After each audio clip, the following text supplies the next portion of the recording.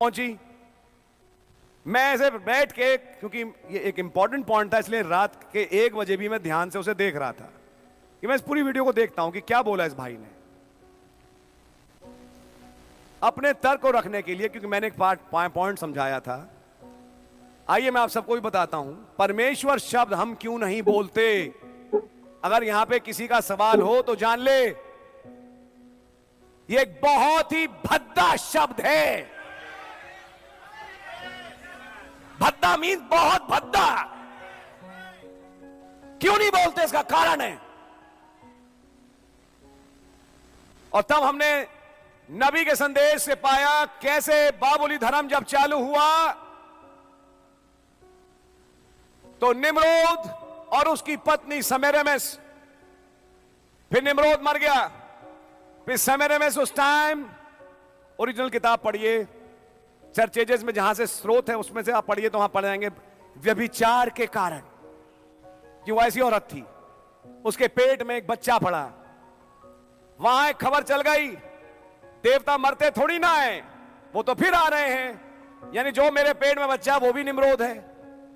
बच्चा पैदा हो गया और उसका नाम कुछ रखा गया और कहा देखो निम्रोद फिर से आ गए, और वहां से एक प्रथा चालू हुई, यही आदमी इस औरत का बेटा और इसी औरत का पति है। वो समझ में आई आपके?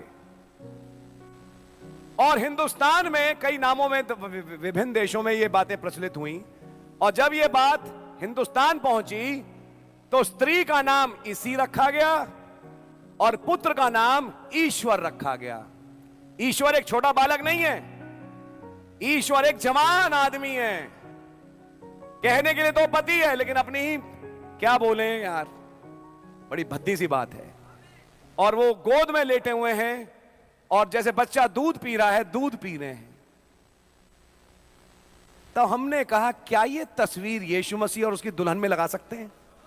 अब आप बताइए, आपको ये ज्ञान मिल जाए तो क्या आप ये शब्द मसीह के लिए लगाएंगे? अगला पास्टर कहता है लगा लेंगे। क्या हम मसीह की दुल्हन नहीं है? हां भाई हैं। क्या हमने मसीह को नहीं पैदा किया? क्या पौलुस ने कहा मसीह तुम में पैदा हो? रात के 1:30 बज रहे थे, तर्क लगा तो बहुत प्यारा, अचानक मैं उठ गया, मैंने कहा अब ये आदमी गया,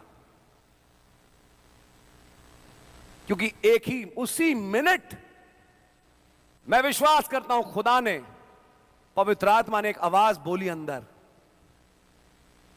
क्या यीशु मसीह ने मरियम को अपनी मां कहा? हाँ, यह है कैच। और जिस संदेश से वो दिखा रहे थे, उसी संदेश में आगे नबी ने यही बोला, क्या यीशु मसीह ने मरियम को अपनी मां कहा? यह मां और पुत्र का कॉन्सेप्ट कहां से आया? बेबीलोन से। यह है कारण कि ऐसे अभद्दे शब्द को हम अपने प्रभु यीशु मसीह पे इस्तेमाल नहीं कर सकते। नहीं मतलब नहीं।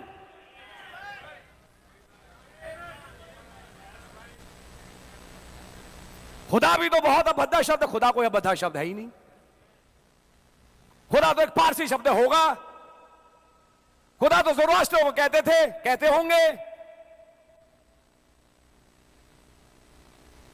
खुदा शब्द बोला गया तो किसके लिए बोला गया?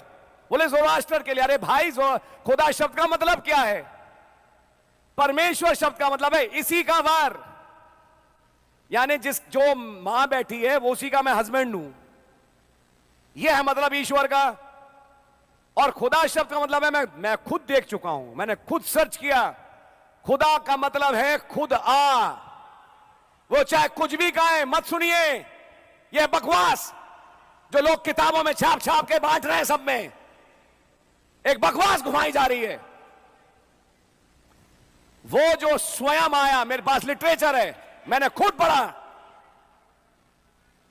जी हां,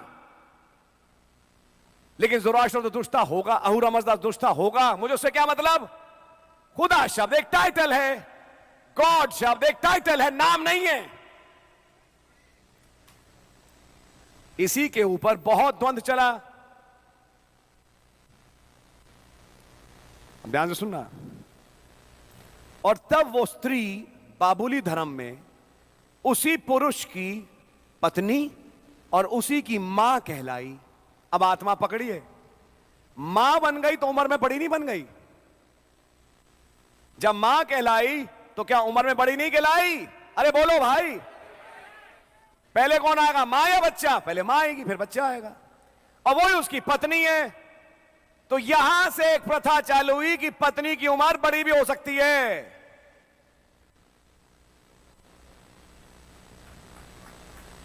नहीं दिखाई दिया जी? जहां माए, अंबे और ये सब चलते हैं, वहां ये सब चलता है। हम अंबे से निकल के एक खुदा पे आ चुके हैं। हे इज़राइल सुन, खुदा तेरा यहोवा एक ही है।